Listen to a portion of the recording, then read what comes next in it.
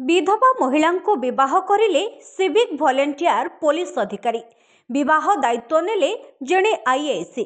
पश्चिम बंगर नदिया जिला स्थित Chapda police station में अनुष्ठित होईछि एपरी एक विवाह उत्सव। जड़े नागरिक स्वेच्छासेवी विवाह कराइथिले आईएएस।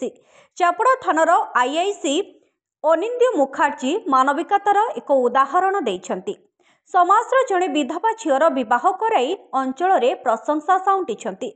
पुलिस केवल आईन श्रृंखलार रक्षक नुहे बरं समाजर असहाय लोकंक पई एक बड़ आशार उत्स बोली से प्रमाण करिछंती। तेबे सूचना अनुसार मामानी घोष नामक महिला स्वामी 2021 मसीह कैंसर रोग में मृत्युवरण करथिले। तांकर एक पुओ मध्य अछि। तेबे चापड़ा पुलिस स्टेशन उद्यम थाना परिसर में मामानींकर विवाह उत्सव आयोजित करा जायथिला। विभिन्न रंगर फूल और रंग बेरंगरे सज्जित होइथिला मंडप। अतिथि मानक उपस्थिति एक सुंदर परिवेश सृष्टि करिथिला।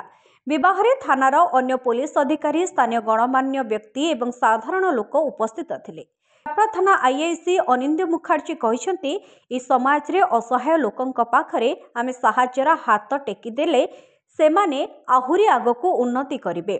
ए पदक्षेप को अंचलर लोक माने बहुत प्रशंसा करिसंती। थाना आईएएस निजे विधवा महिला विवाह रे तार बापा भली बरर हाथ को हस्तांतर करी तांको नूतन जीवन पई आशीर्वाद करथिले। ए महान कार्य रे सहायता करिथिबा लोकंक प्रति स्थानीय लोक माने मध्य कृतज्ञता प्रकाश करिसंती। বলতে আইসি সাহেব দায়িত্ব আইসি সাহেব বলল যে তোমার জন্য একটা মেয়ে দেখাইছে মামনি ঘোষ বলে দিয়ে প্রথম অবস্থায় আমি বললাম যে না স্যার করবো না। তারপর আইসি সাহেব বলল যে না তুই এখানে কাজ করিস ওখানে কাজ করিস ঠিক আছে ভালো হবে একটা মানুষের জীবনকে নতুন করে তোল। আমি বললাম হ্যাঁ ঠিক আছে দিয়ে আজকে সেই বিয়ে কাজ সম্পন্ন হলো আইসি সাহেব দায়িত্ব। আচ্ছা উভয় পক্ষে দুজন পক্ষেরই লোকজন এসেছিল খাওয়া দাওয়া হচ্ছিল তো খাওয়া দাওয়া হিন্দু শাস্ত্রের মতোই কি বিবাহ সম্পন্ন হলো? হ্যাঁ কি নাম আপনার? রথিন হালদার। বাড়ি কোথায়? গ্রাম করে গেছি। বলেন। আজকে আমাদের থানাতে মামনি ঘোষ এবং আমাদের যে সিভিক রথিন হালদার এদের একটা বিয়ে সম্পন্ন হয়।